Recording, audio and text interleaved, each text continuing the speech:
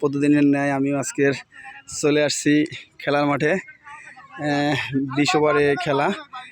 প্রথম পক্ষ ব্যাট করলো, তারা 176 রানের টার্গেট দিছে। দ্বিতীয় পক্ষ ব্যাট করতে নেমে 5 ওভারে 3 উইকেট হারিয়ে ব্যাটিং বিপর্যয় আছে।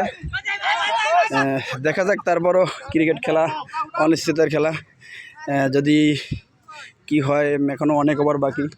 ক্রিকেটে যদি একজন প্লেয়ার ঠিকমতো দাঁড়াতে পারে তো সে ম্যাচ টেনে নিয়ে যেতে পারবে।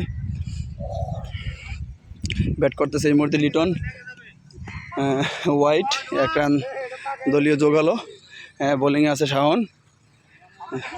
উইকেট কিপার দায়িত্ব পালন করতেছে সুরুজ্জামান। লেগ আম্পায়ার এই যে আমাদের মুরব্বী।